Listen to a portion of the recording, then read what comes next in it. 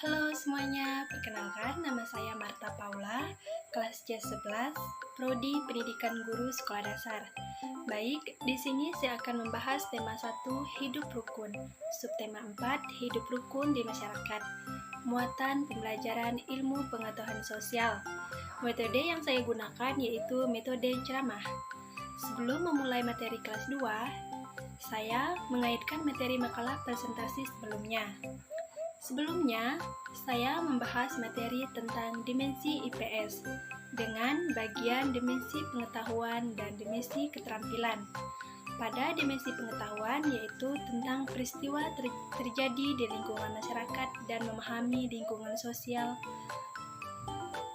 Selanjutnya yaitu dimensi keterampilan, yaitu mempersiapkan siswa menjadi warga negara yang mampu berpartisipasi secara cerdas dalam bermasyarakat. Selanjutnya, kita lanjut ke materi kelas 2. Halo adik-adik semuanya, bagaimana kabarnya hari ini? Semoga dalam keadaan sehat dan semangat untuk belajar ya. Nah, adik-adik, hari ini kita akan belajar tentang tema 1, hidup rukun.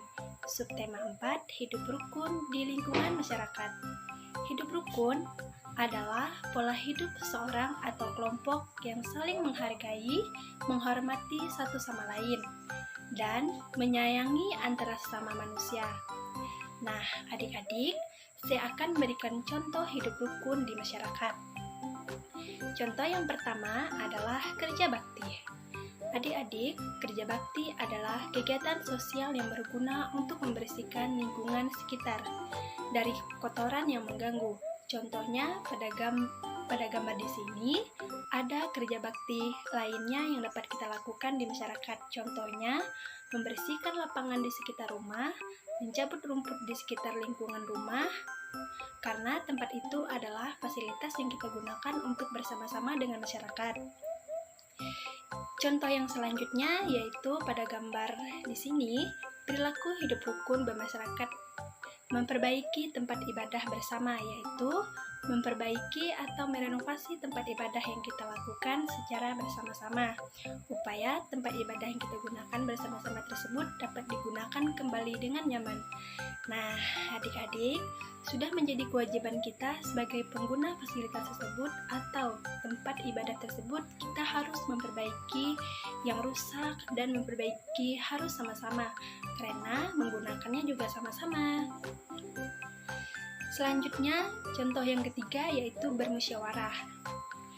Bagi adik-adik yang tidak tahu bermusyawarah, musyawarah itu ada loh di sila keempat yang berbunyi, kerakyatan yang dipimpin oleh hikmat kebijaksanaan dalam permusyawaratan dan perwakilan.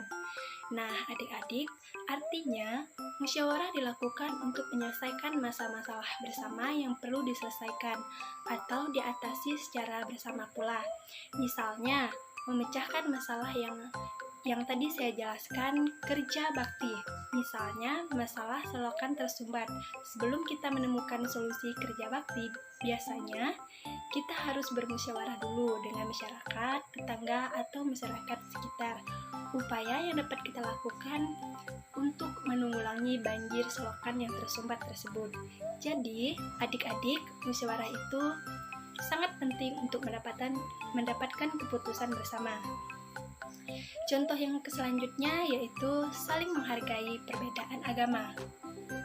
Nah, adik-adik, misalnya jika adik-adik mempunyai tetangga beda agama, lalu adik-adik tidak mau membantunya. Nah, sikap membeda-bedakan atau tidak menghargai perbedaan adalah salah satu contoh sikap yang tidak mencerminkan perilaku hidup rukun di masyarakat. Yang selanjutnya yaitu contoh yang terakhir adalah saling berbagi atau menolong tetangga. Nah, adik-adik, sesama tetangga harus tolong menolong karena kita saling membutuhkan tetangga. Ada masanya kita membutuhkan bantuan tetangga. Jadi, adik-adik, alangkah baiknya supaya kita dapat hidup rukun bermasyarakat, selalu saling membantu, saling memberi, saling peduli dengan masyarakat lain dan lingkungan kita. Nah, adik-adik, Cukup sekian pembelajaran kita hari ini. Sampai jumpa di video selanjutnya. Bye-bye.